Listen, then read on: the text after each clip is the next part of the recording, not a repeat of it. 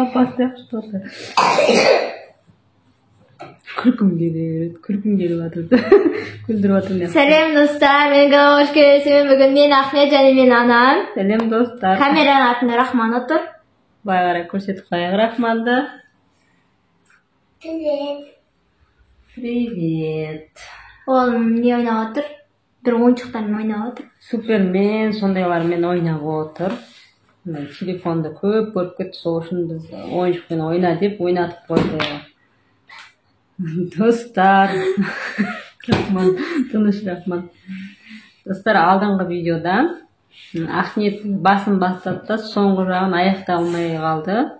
Түсініксіз болып қалды барлықтарыңызға. Біз енді есімізді жинап жатырмыз.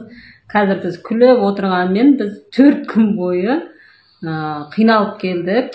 Ахметтің қазір қолын көрсетіңіздер міне. Гипста. Не болғанын Ахмет өзі айтып берсін. Не болды Ахмет? Біз қорада ойнап жүргенбіз. Қора дегенде үйдің алды бар ғой. Есіктің алдын қора деп сөйлейді әжесі. Соның әжесі көзіміз жүріп отыр қора деп. Потом әке шығып кетті өзінің машина жөндеуге ше. Потом біз неттік, далада ойнап жүрдік, сол неде ше қорада. Ойнап жүрдік, потом шықтық, далада тығылмаш ойнап аттық, тығылмашта тығылдық, андай істедік. Потом апаны сеніміз ғой? Көрші апа. Иә, көрші апа шақырған бізді бәрімізді ше. Некендер компетсы печенье берем деген. Потом печенье алдық, бәріміз таласатқанбыз, бір компет болды ше.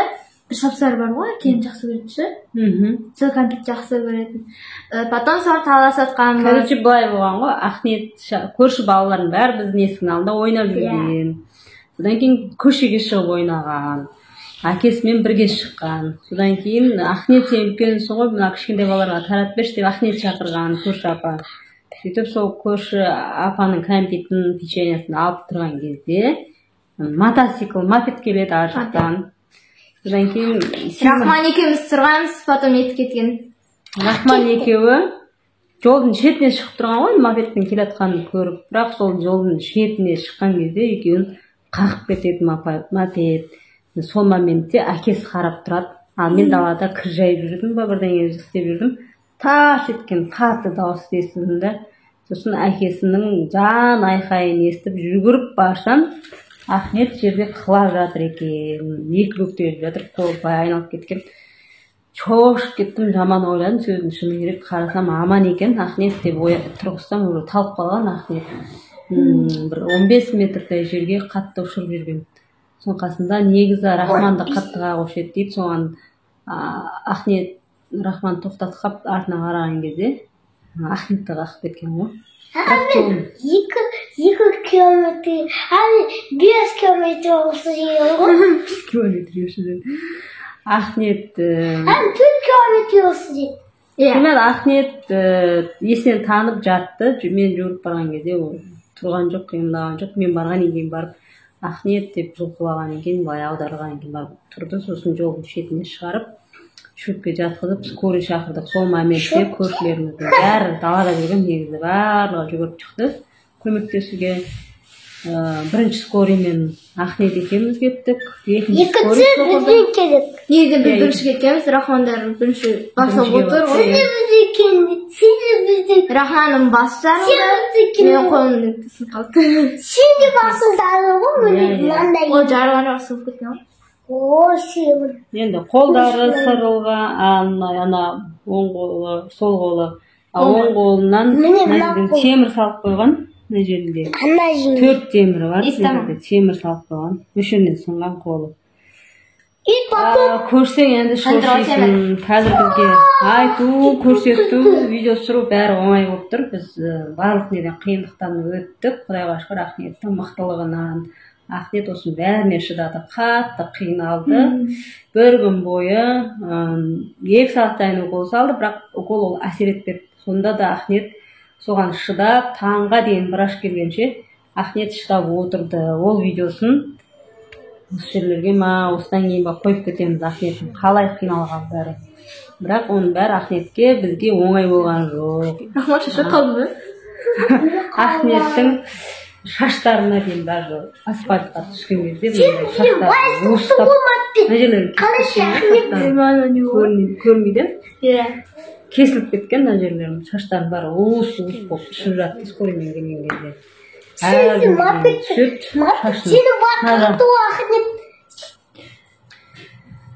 мына жақты оң жағын сол жағын түгел басына дейін осылай неткен жарақат алған миы шайқалған бас сүйегіне зақым келген мына жерде даже көрініп тұр ғой мына ойылғаны бізге мына шашын ойылып түсіп қалған ғой мына жері мына жерінде шаш жоқ шашы ойылып түсіп қалған артында шаштары түсіп қалған енді көрген кезде енді ол видеолардың барлығы бар түсіріп алғанбыз өзіміз үшін түсіргенбіз сонымен ол кісілер 15 жастағы бала екен 9 сынып оқитын қатты айдап келе жатқан 9 сынып оқиды екен винеткаға суретке түсіп үйіне қайтып келе жатқан кезде екен артында қыз бар екен ол қыз туысқан қыздары деді қазір мамалары кешірім сұрап үйге де барыпты осы больницаға бізге күнде келеді палатамыздың ақшасын төлейді барлық тамақтарымызды әкеп береді не сұрайсың соны әкеп беремін айтыңдар дейді де ұяламыз енді аны алып кел мынаны алып кел деп өзіңіз неге шамаңыз жетеді соны алып келе беріңіз деп айтамыз сонымен ол кісі шауып шапқылап мамасы больницаға күнде келеді рахмет енді қашып кеткен жоқ көмектесіп жатыр бірақтан ақниеттің қолын көріп тұрсыздар сабаққа бара алмайды қазір біраз уақытқа дейін енді уақыт керек деді 6 ай 1 жыл уақыт көрсетеді енді мен ойлаймын жазылып кетеді деп жас қой ең бастысы аман қалғанына шүкір дейміз қазір мынау саусақтары үшеуі қимылдайды ал мына 2 саусағы қатты қимылдамайды мынау қатты қимылдайды былай во деп былай қоймайды көтерілмейді дейді былай енді мүмкін ол да уақыт емші ғой уақыт рахманның мына жерін неткен рахманды көрсетейік енді кел рахманның басы жарылған сосын құлағы неткен қазір былай ақниеттің арқасы түгел мынау сүйектері бар соның бәрі былай жырылып кеткен мынандай осылай тұратын сүйек бар ғой соның бәрі жырылып кеткен көрсете алмаймыз оны сосын бүйректері қозғалған оңай емес қой 15 метрге ұшырып жүрген деген өзің жай аяғың тайып лестницадан құлап қалсаң қалай ауырып жүресің мысалға жақта рахман бізді күлдіре береді рахманның болғаны да жақсы болды больницада қасымызда рахманға алаң боламыз күлеміз біз біраз уақытқа дейін менің мамамдарға қайынсіңліме айтпай жүрдім себебі қайынсіңлім ауырайық сол шошқа алмасын деп айтпай жүрдім өзім мамам нағашы апасы давлениесі бар оларда шошымасын нетпесін деп кішкене жазылған екен айтайық деп самокаттан құлап қалды деп сөйтіп айтқанбыз ғой десе рахман айтады мама мопед соғып кетті деп айтсайшы дейді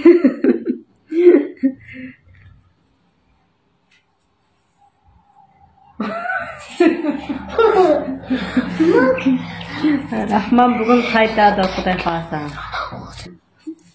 негізі рахманды шығарып қойған выпускасын беріп шығарып қойған рахманды десе не қағаз кездеші болды ма мен кете берейін иә болды ма шықтым ба кете берейін ба дейді ғой қазір енді біз бұл видеоны достар біз басын енді бастап отырмыз біз жай алдында әкесіне қызық болсын деп жаңа жіберейік деп түсіріп жүрдік қой видеоларды ше одан кейін бізге көп жаңа ютубер достарымыз бар ғой егіздер арнасы ауылдан сәлем аяйстеп тағы кім жазды стархан көп нелер жазды бізге блогерлер жазды жазылып кетіңдер тоқтамаңдар ақниет тек алға біз сенен видео күтеміз дегеннен кейін енді осы видеоны біз түсірдік енді ақниет сабаққа бармайды кеше ғана апайы келіп кетті анеля деген подружкасы келді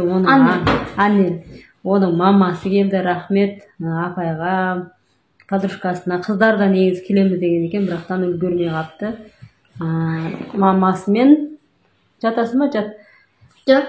Анелдің мамасы апай үшеу келіп кетті, рахмет көп. Сосын достар Ахниеттің тағы бір класстасы.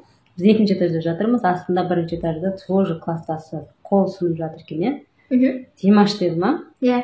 Димаш деген ол баланың тоже оның да қолы сынып осы жерде жатыр екен. Сосын тағы не айтайық деп едік сіздерге. Дендеріңіз сау болсын, ауырмаңыздар, түрлі қауіп қатерден сақтасын Алла тағала. Енді Ақниет мүшел жасқа толып жатыр, 13-ге толады келесі айда. Енді үйге барған үйге барған соң Құран оқытып, өзінің жақсы көретін киімдерін таратып береміз. Киім демекші, мен өзім подружкам, көрші подружкам Венера деген қыздың аты Аружан, мен Ахниет подружка, Инабаттың подружкасы осындай тар мен пижама алып берген. Мынау Инабаттың пижамасы, негізі алда ашылады. Оны қолы неғып сыймай қалды. Иә. Мынау сүйіп тұр ғой. Мынау сүйіп тұр ғой, енді әне тұр ғой пижама. Иә. Соны кигізейік десек, үстін ауыстырайық десек, қолынан өтпейді пижамалар. Енді өзіміз шыққаннан кейін өзімізге лайықты сиятын, кеңдеу пижаманы аламыз. Қазірше осылай жатырмыз бір киіммен, сыймайды Ақниетке. Біздің киімдеріміз бар, біз ауыстырып тұрмыз, бірақ Ақниеттің киімін жоғары жағын ауыстырамай жатырмыз, қолынан өтпей жатыр. Енді тағы не айтамыз басқа? Дильфуза деген қыз ғой деймін. Ақниет жазылып кет деп жазып жатқан көп қыздар жазып жатыр, подписчиктер. Барлықтарыңызға рахмет, Алла разы болсын. Ауырмаңыздар, дендеріңіз сау болсын. Біз сияқты больницаға вообще келмеңіздер. Күндеріңіз түспесін больницаға. Одан да тойға барыңыздар, қыдырыңыздар. Шетелді көріңіздер, больницаны вообще көрмеңіздер. Сол үйде балалар өздері қалды, әжесі бар, әкесі негізі Рахманды кеше алып кету керек болған, бірақ әкесі Қырғызстанда болып алып кете алмады. Бүгін келіп жатыр, мүмкін қазір келіп алып кете ма, или ертең келіп алып кете ма, белгісіз. Бізді қашан шығаратын белгісіз. Мүмкін ертең шығарып қалуы мүмкін. Анализ тапсырып қойдық, бірақ врач бізге 10-на дейін назначение жазып қойдым деген. Енді ертең белгілі болады. Сол достар, енді біз осы жерде жатып, видео түсіріп, жатайық дедік, құрып жатқанша шынымыз пісіп кетті сөздің шынына келгенде. Сен ше, Ахмет, шынымыз ма? Нормально. Нормально ма? Қайта телефон бар ғой, телефон көріп жатасың. Көшеде балалар сағынған. Иә, көшедегі балаларды, подружкаларын, класстастарын сағынды. Барлықтарыңызға рахмет айтам. Біздің туысқандарымыз, көршілеріміз, жақын жолдастарымыз барлығы қал жағдайды сұрап жатыр. Барлығына рахмет айтам. Ешкім ауырмасын, бала-шағаларыңыз ауырмасын. Бар жақсылықты тілеймін. Бұндай нәрсені ешкімнің басына бермесін. Ең басты аман қалды, соған қуанып отырмыз. Больница дегенде мүлдем больницаға Құдай түсірмесін. Сол осымен біз видеомызды аяқтаймыз. Сіздермен қоштаспаймыз. Келесі видеода кездескенше сау болыңыздар.